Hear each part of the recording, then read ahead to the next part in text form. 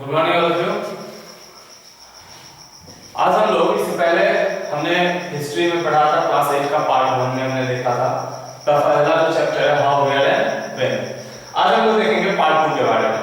एक बार short brief कर लेते हैं कि पार्ट 1 में हमने क्या क्या पढ़ा, है ना। पार्ट 1 में हमने शॉर्ट ब्रीफ जाना इस चैप्टर के बारे में, इस चैप्टर के बारे में किस तरह से डेट्स एंड इवेंट्स इंपॉर्टेंट है, किस तरह से डेट्स इंपॉर्टेंट है।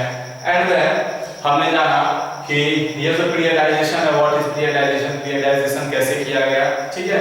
जेम्स स्मिथ ने किस तरह से पीरियडाइजेशन को यहाँ पर लाया और उन्होंने किस तरह से पीरियडाइजेशन यहाँ पे किया था, इन चीजों के बारे में हमने जाना।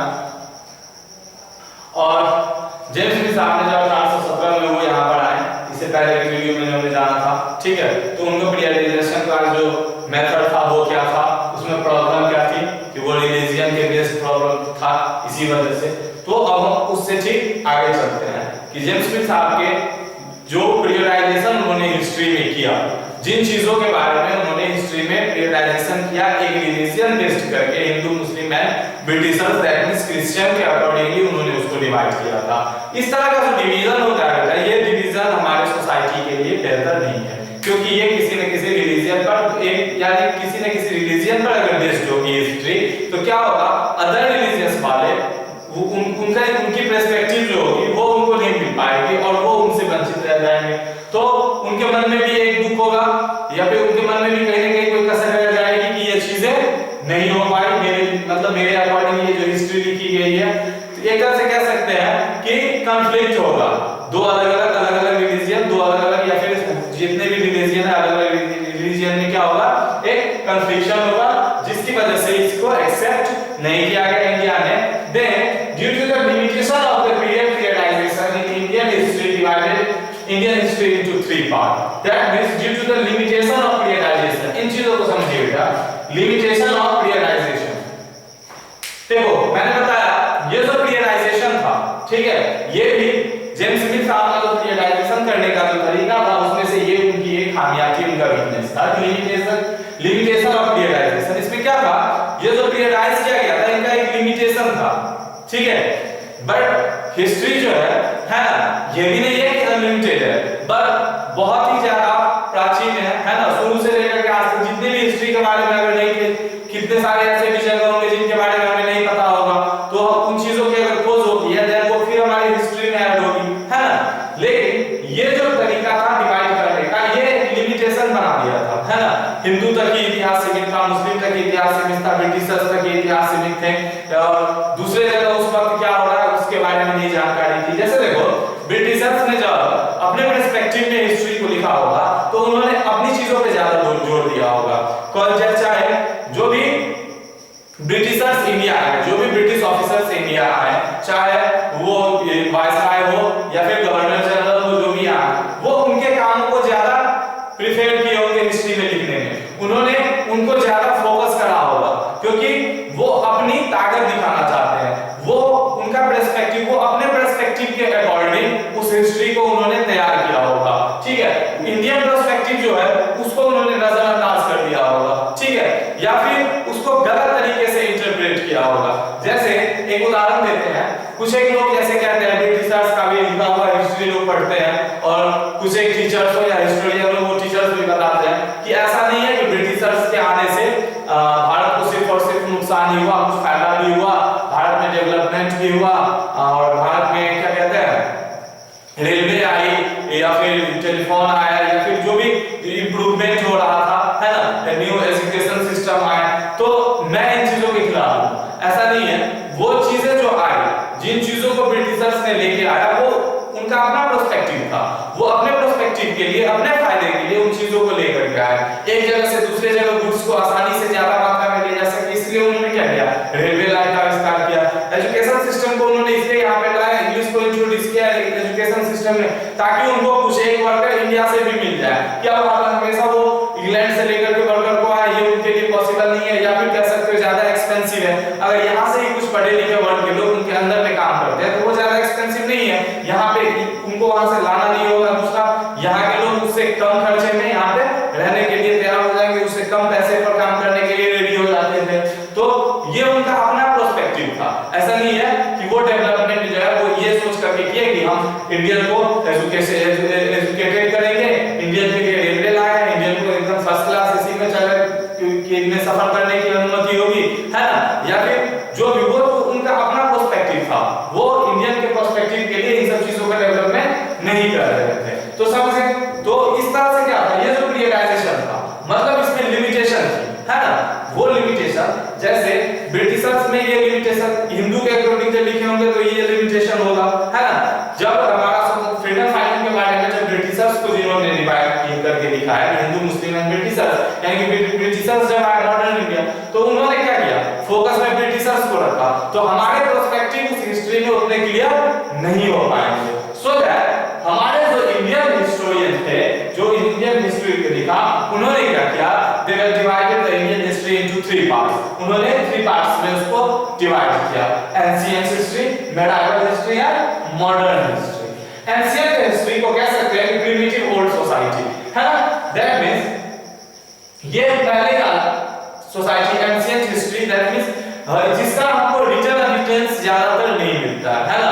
चाहे हम महात्मा बुद्ध के बारे में पढ़े या हड़प्पा संस्कृति के बारे में पढ़े, है ना, इंडस वैली सिविलाइजेशन के बारे में पढ़े, या फिर उससे पहले मौर्य डायनेस्टी वगैरह जो भी पढ़े, ठीक है। तो ये बहुत ही प्राचीन जो है, एक तरह से अगर टाइम पीरियड में इसको बांटा जाए तो 1000 ईस्वी से पहले का जो काल था, 1000 ईस्वी से लेकर के और बुद्ध के ईसा के जन्म से बहुत पूर्व तक की जो भी इतिहास है, चाहे वो वहां से लेकर के आदि मानव तक के इतिहास, वो सारी की सारी चीजें कहां पे पढ़ते हैं बेटा, एंशिएंट हिस्ट्री में, है ना। तो ये ओल्ड सोसाइटी बेस्ड है, ठीक है। इसका एक प्रिमिटिव है, इसका एक उद्देश्य है फिक्स, ये क्या है, जो हमारे ओल्ड सोसाइटी जो है, जो थे, जो हमारे एंशिएंट थे, जो हमारे पूर्वज थे, उन पर ये बेस्ड है। तो वो कहां पे चला गया, उस हिस्ट्री को उन्होंने किस पार्ट में रखा, एंशिएंट हिस्ट्री में। सेकंड, मेडिवल हिस्ट्री, ठीक है। इसको ट्रांजिशन पीरियड भी कहते हैं, क्योंकि मेडिवल हिस्ट्री क्या था, बीच का काल कह सकते हो ना। तो वो क्या था, नाइदर एंशिएंट नॉर मॉडर्न, ना तो वो एंशिएंट था ना ही मॉडर्न था, क्योंकि ये एक तरह से कह सकते हो development of the human beings, है ना। डेवलपमेंट का एक मतलब एक दौर चल रहा था जिसमें हम बहुत ज्यादा मॉडर्न भी नहीं हुए थे और बहुत ज्यादा एंशिएंट भी नहीं थे, इसलिए इसको ट्रांजिशन पीरियड कहा जाता है। दैट मींस ट्रांजिशन हो रहा था उस वक्त। तो उन सब चीजों के बारे में हम लोग मेडिवल हिस्ट्री में पढ़ते हैं। जैसे कहते हैं मुगल सल्तनत काल या फिर सल्तनत काल से पहले का भी जो भी था समय जो था, ठीक है। 712 ईस्वी में जब आगमन होता है तब से लेकर के पृथ्वीराज चौहान से लेकर के बाबर के आगमन तक का, तो ये सब हम कहां पर पढ़ते हैं, मेडिवल हिस्ट्री में पढ़ते हैं, है ना। एंड देन हम लोग आते हैं मॉडर्न हिस्ट्री की तरफ, ठीक है। कहां पर आते हैं, मॉडर्न हिस्ट्री की तरफ, जो आपको इस क्लास में पढ़ना है, ठीक है। ये 3 पार्ट। मॉडर्न हिस्ट्री में क्या था, ये एक्चुअली एसोसिएट थी the growth of the modern force, that means नई चीजों का जो ग्रोथ हो रहा था, डेवलपमेंट हो रहा था, उस बेस पर इन्होंने मॉडर्न हिस्ट्री बनाया कि नई चीजों का डेवलपमेंट हो रहा था। एज लाइक साइंस का डेवलपमेंट हो रहा था, रिलीजन में भी अलग-अलग रिलीजन आ रहे थे, वो रिलीजन का भी डेवलपमेंट हो रहा था, डेमोक्रेसी आ रही थी, जो पहले राजतंत्र चल रहा था वो चीजें खत्म हो रही थी, एंड डेमोक्रेसी आ रही थी, लिबर्टी आ रही थी, मतलब लोगों में जो कह सकते हैं कि क्या कहते हैं, नई नई चीजें का जो इन्वेंशन हो रहा था, दैट मींस कह सकते हो कि ये मॉडर्न जो सुख सुविधा होती है उन सब चीजों का जो डेवलपमेंट हो रहा था वो आ रहा था। एंड देन इक्वालिटी आ रही थी, तो ये इक्वालिटी भी आने लगी। तो ये सब चीजें को कहां पर रखा गया, मॉडर्नाइजेशन के तहत रखा गया। दैट मींस अब लोग क्या सभ्य होने लगे थे, बहुत मॉडर्न होने लगे।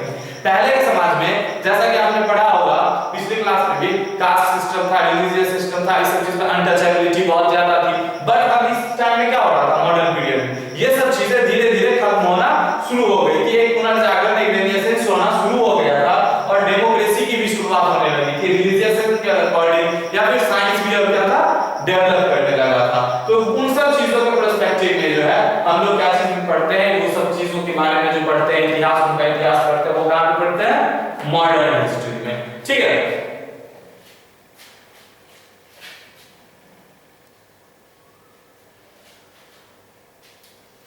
अब देखो ये जो मॉडर्न हिस्ट्री का जो ये समय है, ठीक है, मॉडर्न हिस्ट्री का जो ये समय है, ये उस पर्सपेक्टिव में उतना बेस्ट भी नहीं है कि हम इनको मॉडर्न कह सके, ठीक है।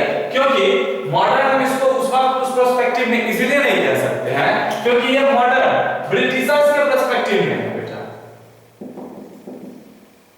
ये मॉडर्न पीरियड जो है ये ब्रिटिशर्स के प्रोस्पेक्टिव में है, क्योंकि उस वक्त इन सब चीजों का ग्रोथ उस कंट्री में या फिर वेस्टर्न कंट्री में होना शुरू हो गया था।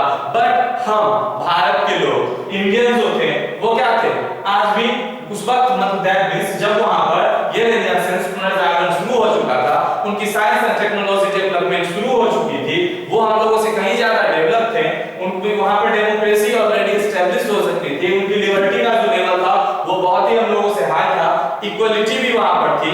हम लोग आज भी में भी हम लोग आज भी अपने समाज में इक्वलिटी देख सकते हैं, बट कास्टिज्म के अकॉर्डिंग आई थिंक कि वो जो वेस्टर्न कंट्री है वहां पर किसी भी तरह की इनइक्वालिटी नहीं जल्दी देखी जाती है ना। तो ये चीजें थी, ये तो ब्रिटिशर्स के पर्सपेक्टिव में थी। ब्रिटिशर्स हम देख रहे हैं कि ये किसके पर्सपेक्टिव में है, ब्रिटिशर्स के पर्सपेक्टिव में, क्योंकि ये चीजें शुरुआत होनी ब्रिटिशर्स के टाइम में उस वहां पर वेस्टर्न कंट्री में शुरू हो गई थी, बट हम लोगों के लिए ये चीजें नहीं थी। तो फिर हम क्या करें, इसी वजह से हमारे कुछ हिस्टोरियन ने इस मॉडर्न टाइम को जो है एक वर्ड दिया था, कॉलोनियल पीरियड। ये जो मॉडर्न हिस्ट्री का टाइम था, इस टाइम पीरियड को उन्होंने एक वर्ड दिया कॉलोनियल हिस्ट्री या फिर कॉलोनियल पीरियड। अब देखो ये कॉलोनियल क्या होता है ना। अब आपको इससे पहले मैंने आपको पार्ट 1 में बताया था कि हम कॉलोनियल के बारे में जानेंगे, व्हाट इज कॉलोनियल, है ना। अब हम लोग यहां से आते हैं, ठीक है, ये कॉलोनियल क्या होता है।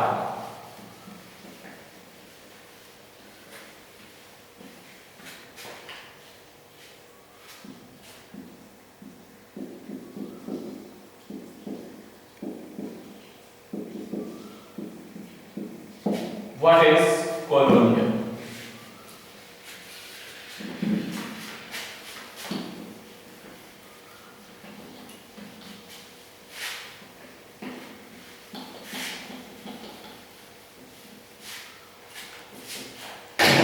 ठीक है, वर्ड समझो बेटा। कॉलोनियल, कॉलोनियल कॉलोनी से आई है, ठीक है, कहां से आई है, कॉलोनी से, किसी की कॉलोनी, कॉलोनी दैट मींस उपनिवेश, ठीक है। अभी भी क्लियर नहीं हुआ होगा। देखो कॉलोनी क्या होता है, एक बार समझो, ठीक है। ये टर्म आपको मॉडर्न हिस्ट्री में बार-बार मिलेंगे और ये एक वर्ड ये अपने आप में एक पूरे के पूरे पैराग्राफ को क्लियर करता है, ठीक है, पूरे के पूरे पैराग्राफ की नॉलेज देता है, ठीक है। तो जब तक इन चीजों इसको आप क्लियर नहीं समझोगे तो आगे अगर कभी कॉलोनियल वर्ड आए या कॉलोनिज्म आए या कॉलोनाइजेशन आए तो फिर इन चीजों को आप नहीं समझ पाओगे। देखो कॉलोनियल क्या होता है, कॉलोनियल दैट में सिंपल वर्ड में समझे, अगर कोई देश किसी देश पर इकोनॉमिकली, सोशली एंड पॉलिटिकली उसको अपने कब्जे में ले लेता है, दैट मींस उसका सोशल, ठीक है, उसका जो सोशल है, उसका जो कल्चर है, उस पर, उसके इकोनॉमी पर और उसका पॉलिटिकल पावर, दैट मींस वहां पर जो राज चल रहा है, जो भी उस पर शासन कर रहे हैं, रूल कर रहे हैं, वो सारी चीजें अगर किसी दूसरे कंट्री के अंदर में आ जाती है तो ये जो प्रोसेस होता है ये क्या कहलाता है, कॉलोनियल कहलाता है। That means if any country, the society of the country, the social of the country and the economic condition of the country and also political power of the country is controlled by other country, that this process is called colonial। ये जो process होगा ये क्या कहलाएगा, colonial कहलाएगा। बात समझ में आ गई। कॉलोनियल क्या होता है, सिंपल है, जब कोई देश दूसरे देश पर उसके इकोनॉमिकल तरीके से, उसके कल्चरल या सोशल तरीके से एंड पॉलिटिकली तरीके से उसको पूरा अपने कब्जे में ले लेता है, वही क्या कॉलोनियल है, ठीक है। तो अब देखो ये जो कॉलोनियल है, ये कॉलोनियल किस तरह से स्टार्ट हुआ इंडिया में, ठीक है। इसको हम लोग कॉलोनियल क्यों कहते हैं, कॉलोनियल पीरियड क्यों कहते हैं, मैंने बताया कि मॉडर्न हिस्ट्री को ही कुछ एक निकालता है कॉलोनियल पीरियड,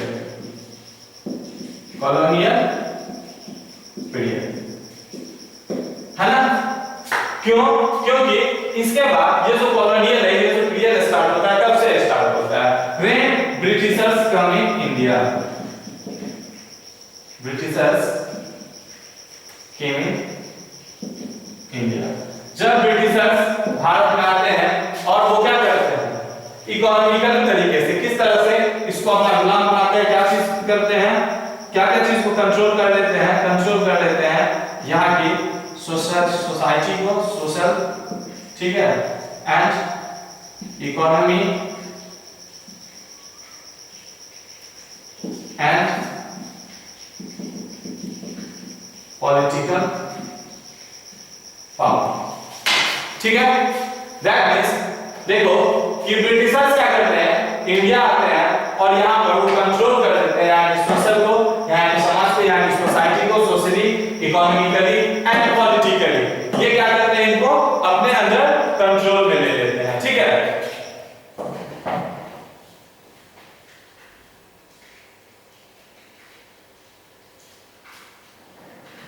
तो आपने पढ़ा होगा या फिर देखा, पढ़ेंगे कि किस तरह से जब ब्रिटिशर्स यहाँ पर भारत में आने की बात करते हैं तो सबसे पहले ब्रिटिशर्स जो है ईस्ट इंडिया कंपनी की जो स्थापना होती है वो 1600 ईस्वी में होती है। कब होती है बेटा?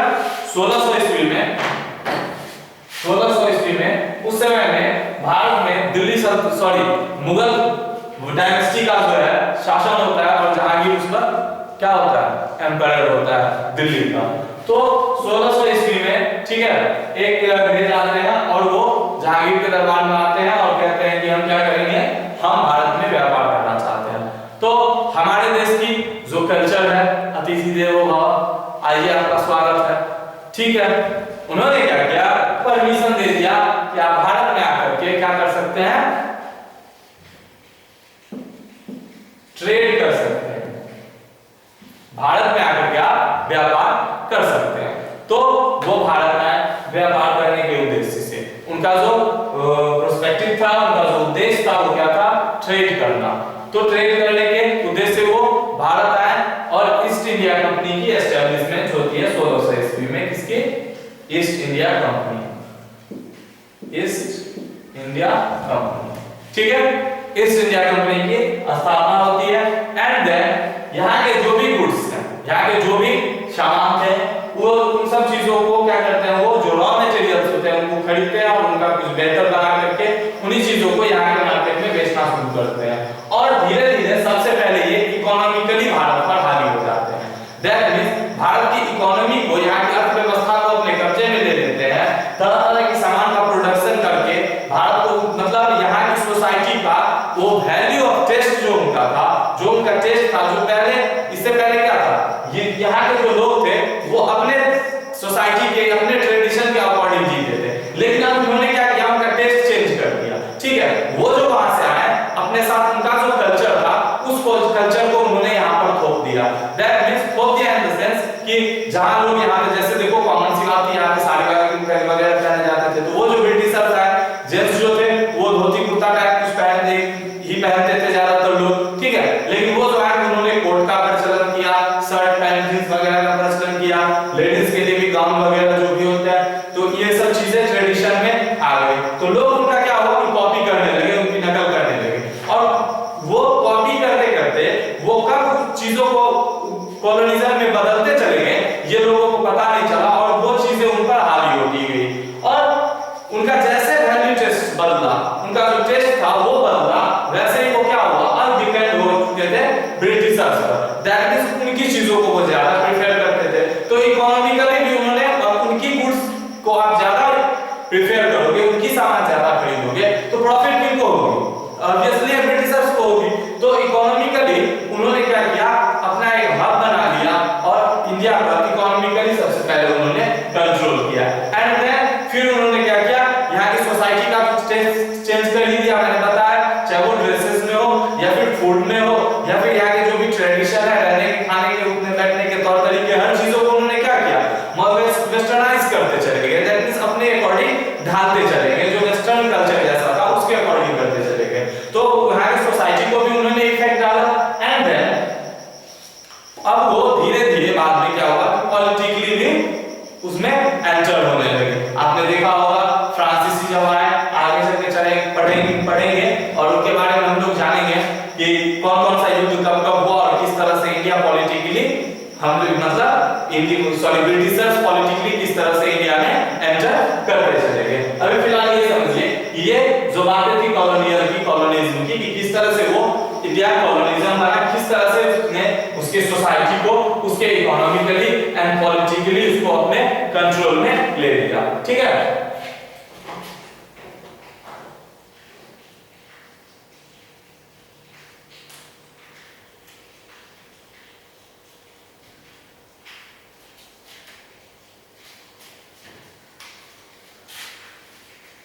तो कॉलोनिज्म को आपने समझा। अब अगला टॉपिक है वो हम देखते हैं एडमिनिस्ट्रेशन प्रोड्यूसेस रिकॉर्ड्स। अब देखो किस तरह से एडमिनिस्ट्रेशन प्रोड्यूसेस रिकॉर्ड्स। ये तो हो गई कॉलोनिज्म की बात, ठीक है।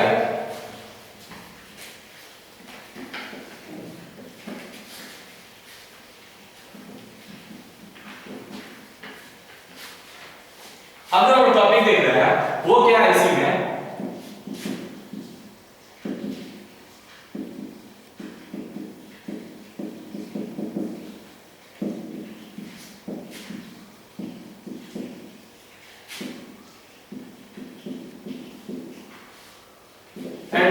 Administration produces records. मैंने आपको बताया था क्या पढ़ना है इसमें, सोर्स ऑफ हिस्ट्री लास्ट था, है ना, सोर्स ऑफ हिस्ट्री, ठीक है।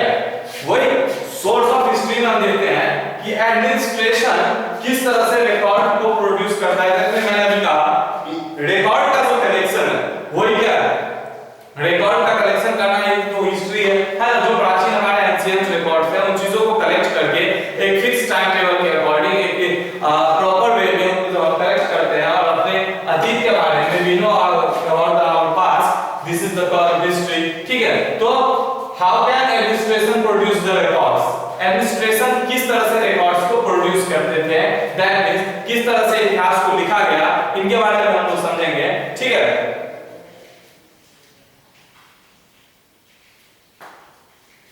देखो अब हम लोग जानेंगे जो पिछले कुछ 200 सालों में ब्रिटिशर्स के टाइम में जिस तरह से ब्रिटिशर्स यहाँ पर रूल की, ठीक है, और ब्रिटिशर्स ने मतलब यहाँ पर जो भी रूल किए उनका जो एडमिनिस्ट्रेशन था, उनका जो प्रशासन था वो भारत में किस तरह का था, किस तरह से उन्होंने भारत को अपने अंदर कंट्रोल में किया था और भारत पर वो राज किए, और ये एडमिनिस्ट्रेशन जो है उनका जो रिकॉर्ड होगा वो किस तरह से हमारी हिस्ट्री को लिखने में मददगार साबित हुए या फिर हिस्ट्री को हम लोग लिख पाए, इनके बारे में हम लोग जानते हैं, ठीक है। तो ये क्या है, official records of Britishers, Britishers के जो ऑफिशियल रिकॉर्ड्स थे एडमिनिस्ट्रेशन में एक पढ़े क्या, ऑफिशियल रिकॉर्ड्स ऑफ ब्रिटिशर्स।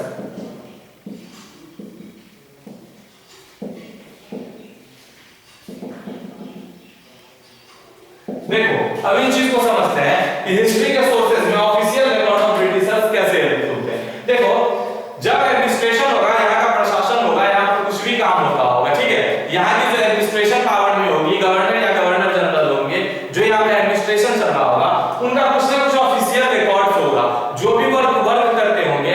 अभी के टाइम में कंप्यूटर आ गया है तो जो भी होता है वो हम लोग ऑनलाइन चलो सेव कर देते हैं, आज हमने ये किया, आज हमने वो किया, सारा का सारा आजकल मेल से लेकर के हर चीज क्या है ऑनलाइन सेव हो रही है। बट उस समय में क्या था, हर चीजें रिटर्न होती थी, ठीक है। अगर किसी ऑफिसर्स ने कोई ऑर्डर दिया वो भी रिटर्न आएगी, अगर किसी ऑफिसर्स ने कोई न्यू रूल्स को इंप्लीमेंट किया वो भी क्या होगा, रिटर्न फॉर्म में आएगी। अगर किसी ऑफिसर्स ने कोई सजेशन दिया तो वो सजेशन भी रिटर्न फॉर्म में किसी ऑफिसर्स के पास, या जिस प्रोविजन में जिस चीज के लिए दिया गया वो सजेशन उस फॉर्म में वो उसके पास रिटर्न फॉर्म में जाएगी।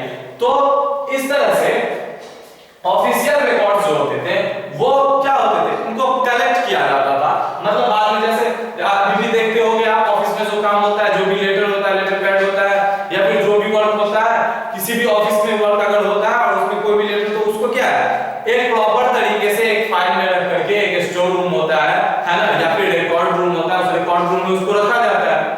क्यों? क्योंकि कल को अगर फिर कभी जरूरत पड़ी उन चीजों की, या फिर आगे की हमारी जो नेक्स्ट जनरेशन है वो अगर जानना चाहे कि उस समय में वो कामकाज किस तरीके से होते थे, उसका वे क्या था, what is the way of the working, उनके काम करने का जो तरीका था वो क्या था, तो उसके लिए हम लोग क्या करते हैं, उन सब चीजों को प्रिजर्व करके एक रिकॉर्ड्स रूम में रखते हैं। तो बस वही बात ब्रिटिशर्स भी उस समय में वैसे ही करते थे, वो जो भी उनका ऑफिशियल रिकॉर्ड्स जो है वो मेंटेन होता था। किसी भी तरह का वो सजेशन देते थे, किसी भी तरह की किसी भी तरह का नया कोई ऑर्डर होता था, कोई नया सैंक्शन होता था या कोई नया सर्वे होता था, तो वो सारे रिकॉर्ड्स जो है ऑफिशियल रिकॉर्ड्स वो ब्रिटिशर्स के पास होते थे। तो इन चीजों को पढ़ करके हिस्टोरियन ने जाना होगा कि उस समय में या फिर इस टाइम पीरियड में या फिर इस डेट में ये घटनाएं हुई, और उन घटनाओं का जो संग्रह है, उनका जो कलेक्शन है, वो एक जगह किया होगा उन्होंने, एंड देन उस हिस्ट्री को, that means the official records of the Britishers is also helpful for our history, for the written of our history. हमारे इतिहास को लिखने के लिए ये जो ऑफिशियल रिकॉर्ड्स थे ब्रिटिशर्स के, वो क्या थे? हेल्पफुल थे। ठीक है, तो इस ऑफिशियल रिकॉर्ड्स में क्या क्या आते थे? उनका प्लान, उनका डिसीजन,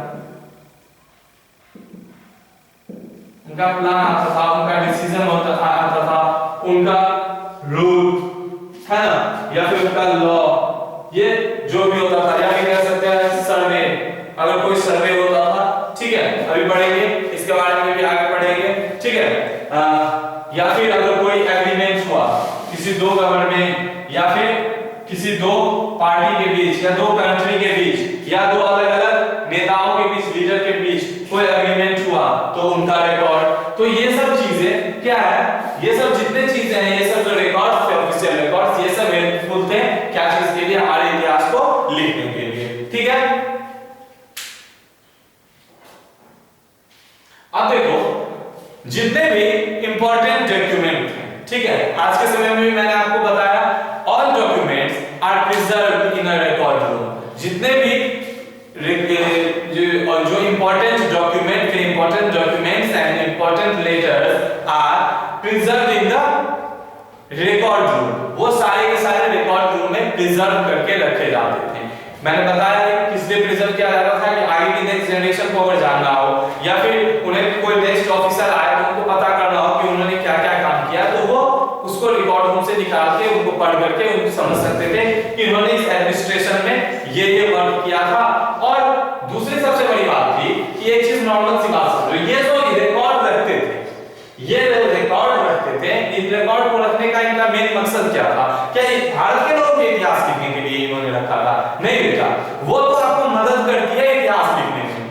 इनका जो असली मकसद था वो ये था कि ब्रिटिशर्स ये सोचते थे कि किसी भी जगह पर रूल एंड रेगुलेशन करने के लिए, रूल करने के लिए, उस पर शासन करने के लिए हमें उस जगह के बारे में प्रॉपर जानकारी चाहिए कि वो जगह क्या डिजर्व करता है, वहां के लोग कैसे हैं, वहां की सोसाइटी कैसी है, वहां के कल्चर कैसे हैं, वहां का जो एटमॉस्फेयर है वो कैसा है, एग्रीकल्चरल डेवलपमेंट कैसा है, इंडस्ट्रियल डेवलपमेंट है या नहीं है, लोग किन किन कामों में ज्यादा सक्षम है, किन कामों को करने में ज्यादा सक्षम है, क्या चीज ज्यादा प्रेफर करते हैं। ठीक है, तो इन सब चीजों के लिए वो सब चीज क्या है, अलग अलग सर्वे भी वो करवाते थे, देखते थे, और वो रिकॉर्ड करते थे कि उनका एडमिनिस्ट्रेशन ठीक से चल सके, वो प्रॉपर तरीके से भारत पर राज कर सके।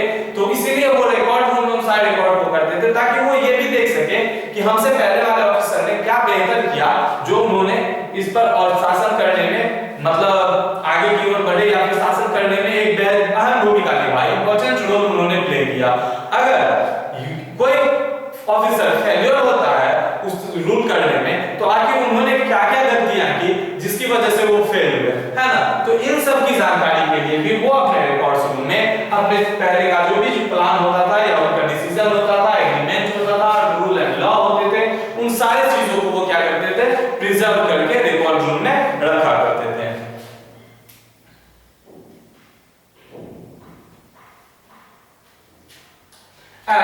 इसके बाद आपने पढ़ा होगा आर्काइव। इन्हीं सब रिकॉर्डों को जब वही बहुत